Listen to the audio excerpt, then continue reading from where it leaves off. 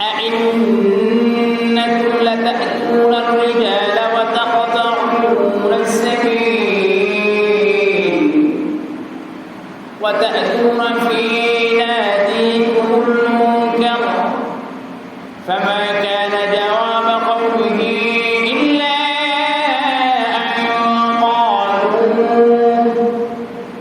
إلا أن قالوا ائتنا بعذاب الله إن كنت من الصادقين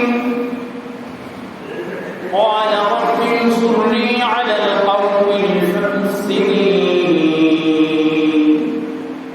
أو كما قال الله تعالى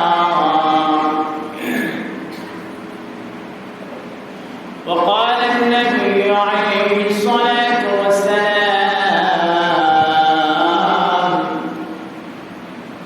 ألا إن الدنيا ملعون وملعون ما فيها وذكر الله وما ولاه عالم أو متعلم أو كما قال النبي عليه الصلاة والسلام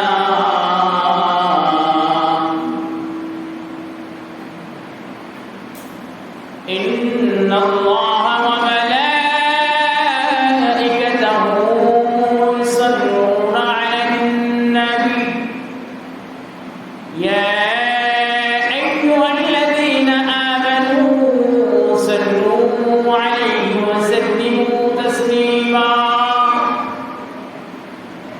اللهم صل على محمد وعلى آل محمد كما صليت على إبراهيم وعلى آل إبراهيم إنك حميد مجيد اللهم بارك على محمد وعلى آل محمد كما باركت على إبراهيم وعلى آل إبراهيم إنك حميد مجيد بادشاہ زر مارا گلوزار بادشاہ زر مارا گلوزار مگناگار میں تو آمرزگار مگناگار میں تو آمرزگار دائما در فسق عصیا مدعی دائما در فسق عصیا مدعی عن قرين نفس شيطان دين عن قرين نفس شيطان دين إجها أجها فانقوا إجها أجها فانقوا غير ياد سجلنا داني غير ياد سجلنا داني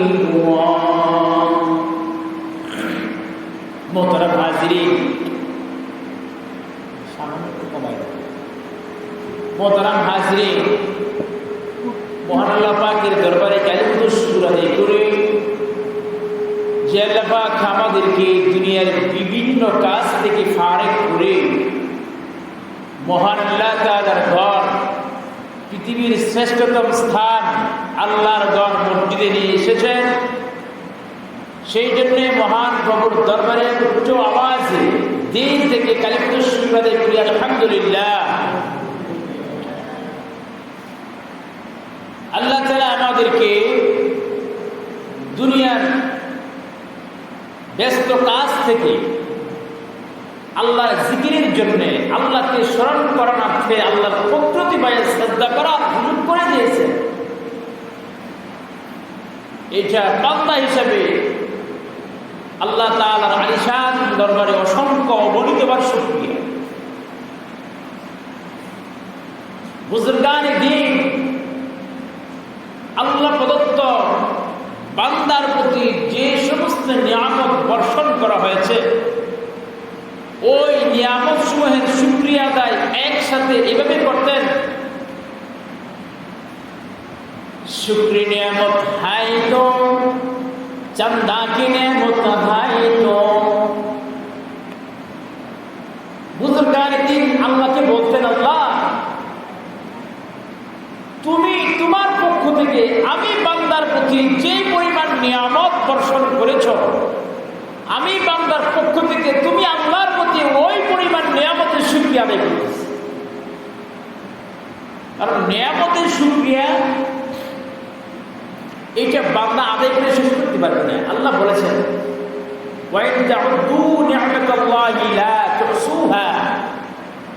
আল্লাহ তাআলা বান্দাকে যে পরিমাণ নিয়ামতের মধ্যে ডুবাইয়া রাখছেন, বান্দার কল্যাণার্থে যে পরিমাণ নিয়ামত আল্লাহ তাআলা আমাদেরকে দান করেছে,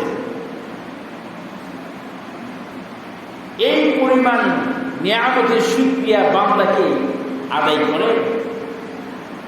আমরা যখন রাত্রি ঘুমাই, মশার উদ্বেগের কারণে আমরা মশারি টানাইয়া ঘুমাই।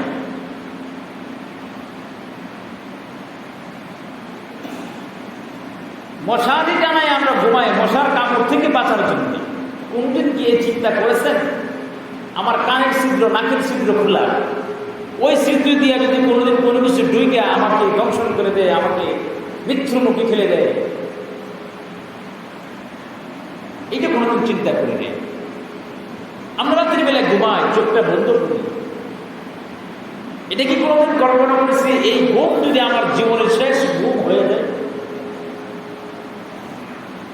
আমাদের সুস্থ বিবেক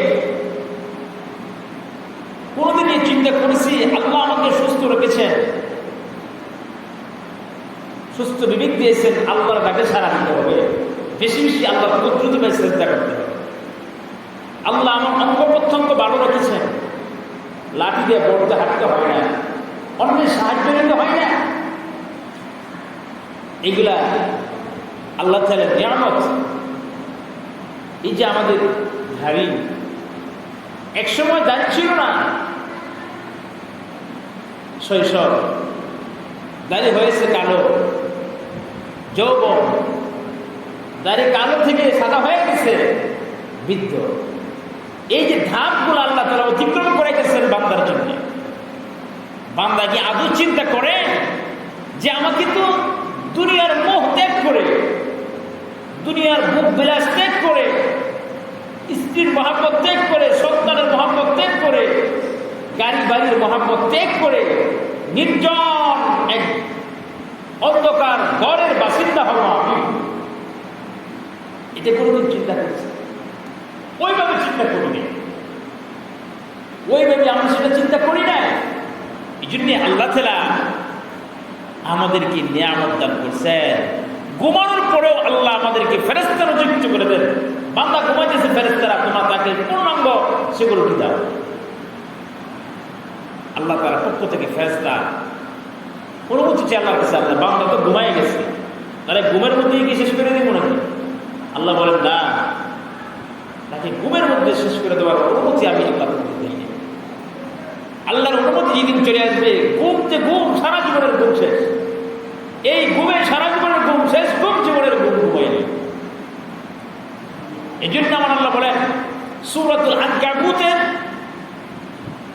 আমি আপনাদের সম্মুখে 29, 30, 31, 32 নম্বর আয়াতের ব্যাখ্যা ইনশাআল্লাহ আল্লাহ যদি সময় বেড়ে করব। এখানে সূরাতুল আনকাবুত থেকে আমি আয়াত তেলাওয়াত করেছি।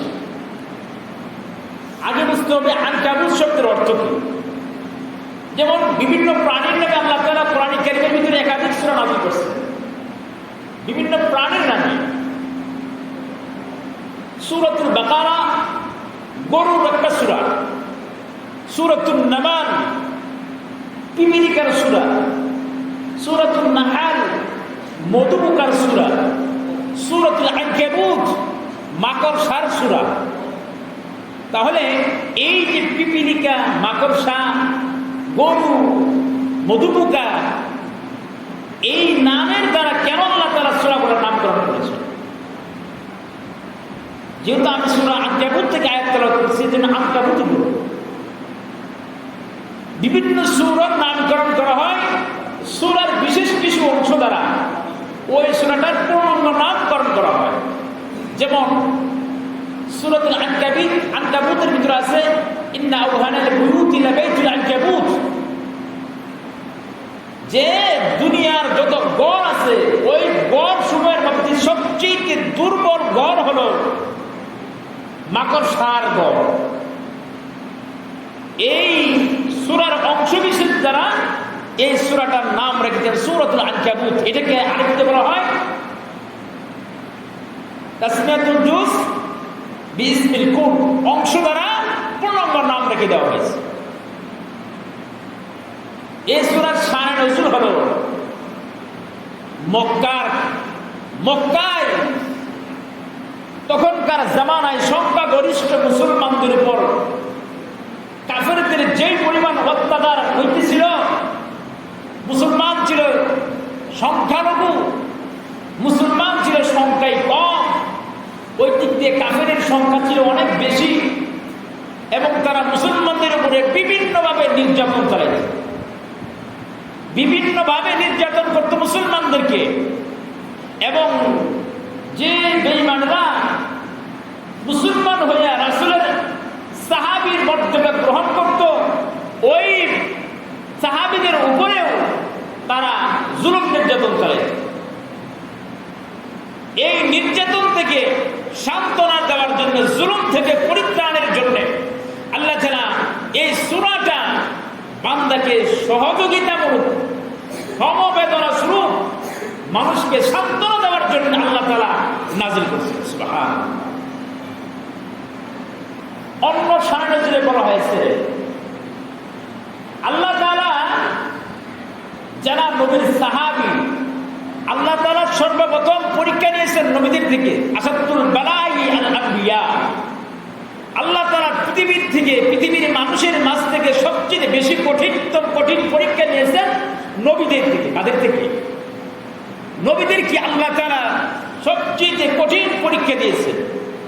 সুম্মাল আমসাল ফাল আমসাল, তারপর সাহাবায়ে কেরাম, তারপর তাবেঈন, এইভাবে যুগের পর যুগ তার নির্যাতনের শিকার হয়েছে। কিন্তু আম্বিয়া কেরাম কোন জুলুমের শিকার হওয়ার কারণে উনি কি এই কথা বলছেন যে আমি আজ থেকে নবুয়তি বাদ দিলাম, আজকের পর থেকে আমি আমার নবুয়তির দায়িত্ব আর পালন করতে পারবো না। যত জুলুম নির্যাতন হয়েছে, যত জুলুম হয়েছে, ওই জুলুম গুলাকে আম্বিয়া কেরাম কঠিনভাবে সুদৃঢ়ভাবে প্রতিহত করেছে। কেন? নিজের আধিপত্য বিস্তার করার জন্য নয়, নিজের ক্ষমতার শাসন প্রয়োগ করার জন্য নয়, নিজেদের ভিতরে, রাষ্ট্রের ভিতরে ইনসাফ প্রতিষ্ঠা করার জন্য আমার নবী ওই সমস্ত বেঈমান পাপিষ্ঠদের জুলুমকে রুখে দিয়েছে। কথা ঠিক না? হ্যাঁ? তো এই মুসলমানদেরকে সান্ত্বনা দেওয়ার জন্য আমার আল্লাহ বলেন, ও আমার উম্মত, সাহাবায়ে কেরামদেরকে আমি যে পরিমাণ পরীক্ষা নিয়েছি, নবীদের থেকে আমি যেই পরিমাণ পরীক্ষা নিয়েছি, জান্নাত এত সোজা নয়, জান্নাত এত সহজ জিনিস নয়। দুনিয়াতে ঈমানের জন্য তুমি যত কঠিন পরীক্ষার সম্মুখীন হইবা, আখিরাতে জান্নাতের ভিতরে তত মর্যাদা তোমার বৃদ্ধি পাবে।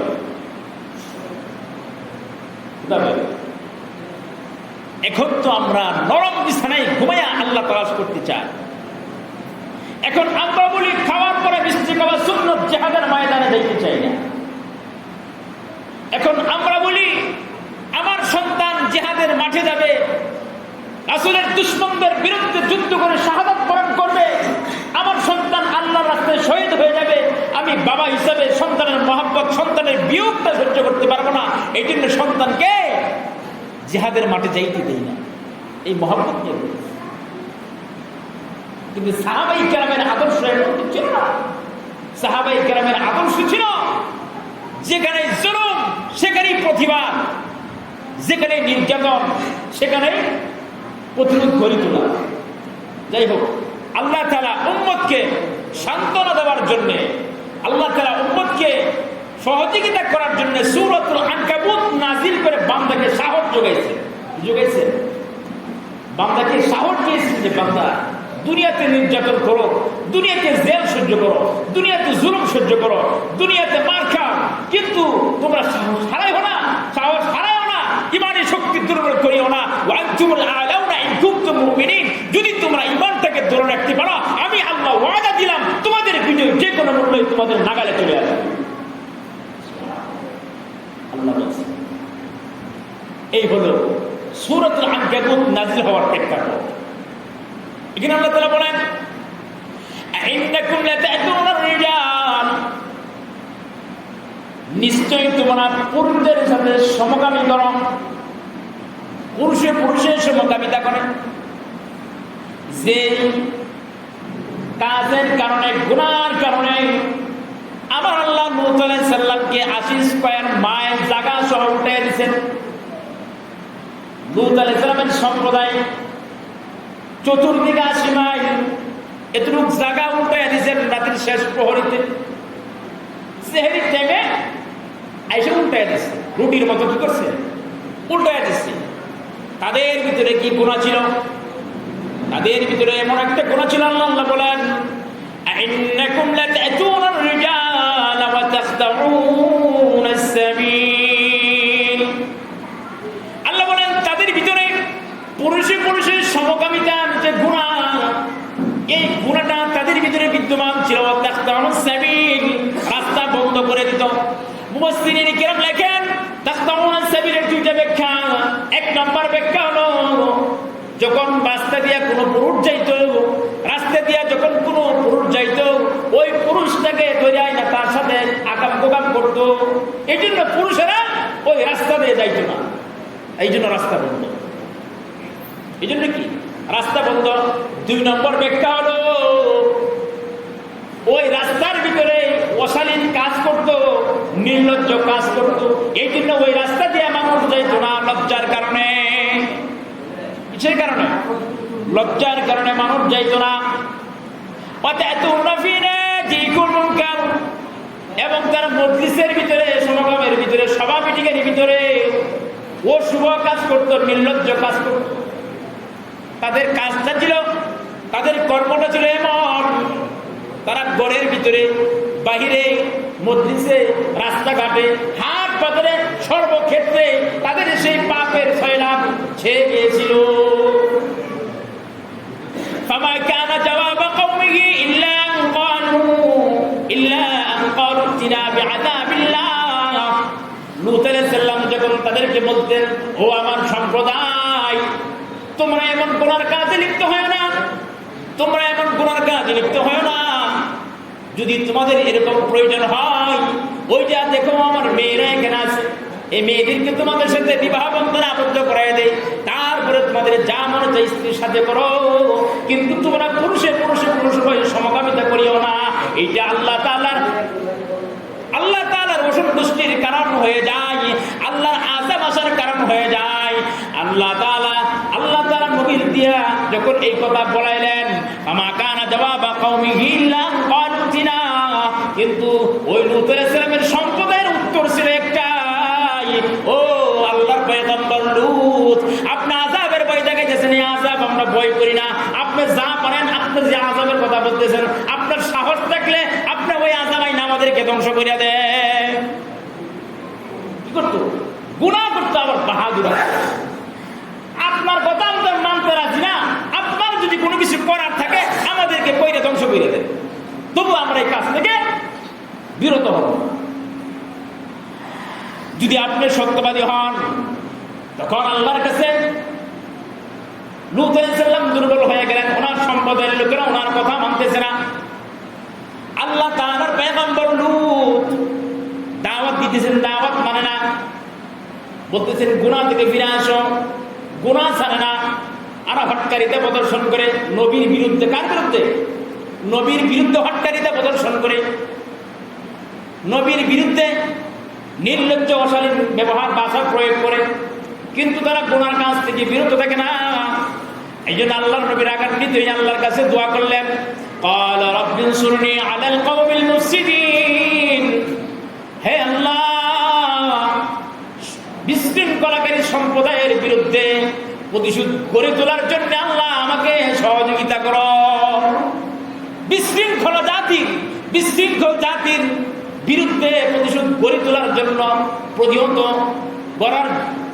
করার জন্য আল্লাহ তোমার কুদরতি সাহায্য সহযোগিতা আমাকে দান করো। ওয়ালাম্মা জাত, এই সাহায্য আসা শুরু হয়ে গেছে। পয়গম্বর আল্লাহর কাছে দোয়া করছেন, আল্লাহর পক্ষ থেকে সাহায্য আসা আরম্ভ হয়ে গেছে, এখন সাহায্য আসতেছে। ওয়ালাম্মা জাত রুসুলুনা ইব্রাহিম বিল বুশরা, যখন আল্লাহর পক্ষ থেকে ফেরেশতা মারফত, অর্থাৎ দূত, এখানে রসুল শব্দের অর্থ হলো রসুল না, এখানে দূত, আল্লাহর পক্ষ থেকে ফেরেশতা যখন আগমন করলেন, ইব্রাহিম আলাইহিস সালামকে সন্তানের সুসংবাদ দান করলেন আর বললেন, ক্বালু ইন্না মুলিকু আহলি হাযিল ক্বরিয়াতি ইন্না আহলাহা কানু যালিমিন। যখন ইব্রাহিম আলাইহিস সালামের কাছে আয়েশা বলতেছেন, আমরা আল্লাহর পক্ষ থেকে প্রেরিত ফেরেশতা, আপনাকে সন্তানের সুসংবাদ দান করলাম, আর আমরা ওই জনপদবাসীকে ধ্বংস করার জন্য প্রেরিত হয়েছি যে জনপদের অধিবাসীরা নির্লজ্জ বেহায়াপনা কাজ করার কারণে তারা জালেম উপাধিতে ভূষিত হয়েছিল। নির্লজ্জ কাজ করার কারণে, সীমা লঙ্ঘন করার কারণে তাদের উপাধি কি হয়েছিল? জালেম। কি উপাধি হয়েছিল? জালেম। জুলুম করে কেউ কোনোদিন টিকতে পারবে না, এটা ইতিহাস সাক্ষী। জুলুম করে কেউ কোনোদিন টিকতে পারবে না, এটা আমি করি আর আপনি করেন না কেন, জুলুমের বিচার শেষ পর্যন্ত দুলিশাত হয়ে যায়, নস্যাৎ হয়ে যায়। এই জন্যে লূত আলাইহিস সালামের জাতি তাদের নিজেদের উপরে গুনাহ করার কারণে জুলুম করেছিল। ইয়াজলিমুনা আলা আনফুসিহিম, তাদের নিজেদের উপরে জুলুম করেছিল। আমার আল্লাহ বলছেন, জুলুম করো, জুলুম তোমাদেরকে আমি হালাক করে ধ্বংস করে দিব। শেষ। এখন ইব্রাহিম আলাইহিস সালাম বললেন, ইব্রাহিম আলাইহিস ফেরেশতাদেরকে বললেন, ওগো আল্লাহর ফেরেশতারা, তোমরা যে এই জাতিকে উল্টে দেওয়ার জন্য, এই জনপদকে উল্টে দেওয়ার জন্য আসছো, ইন্না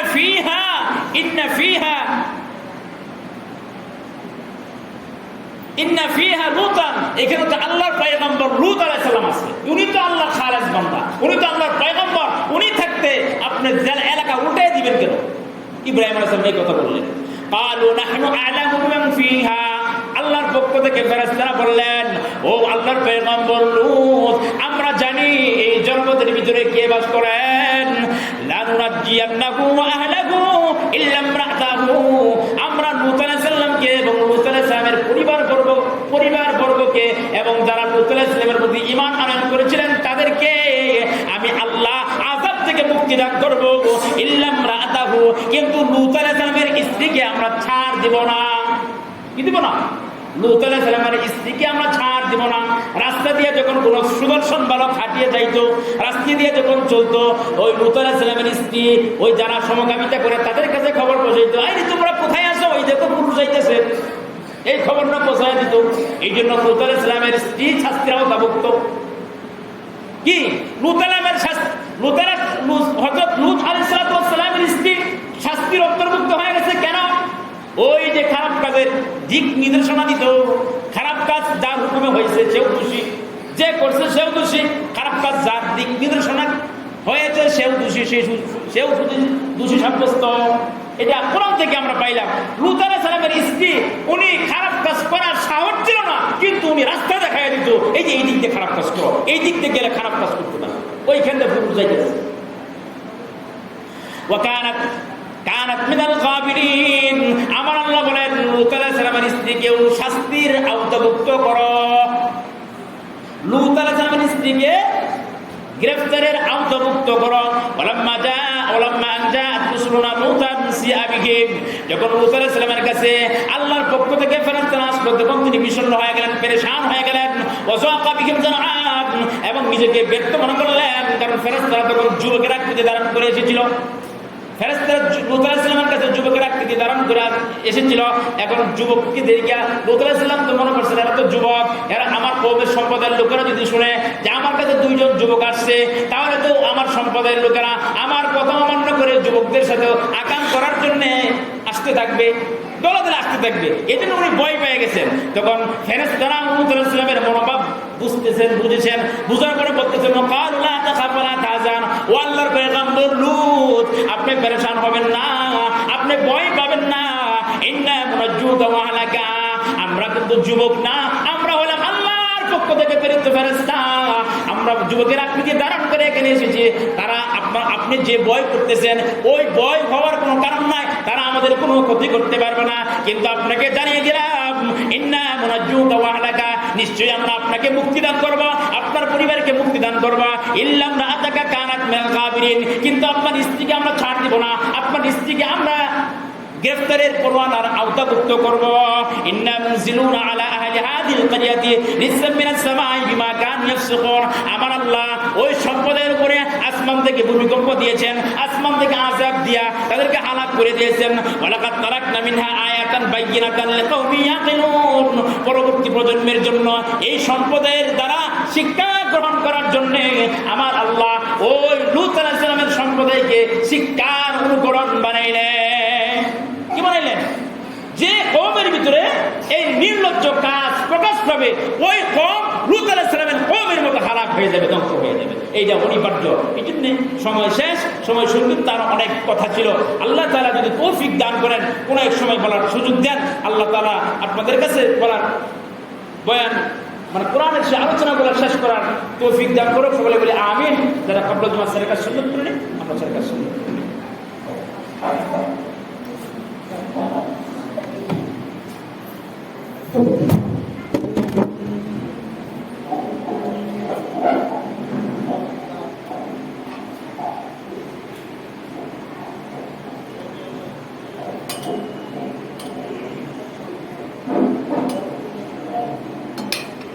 Thank you.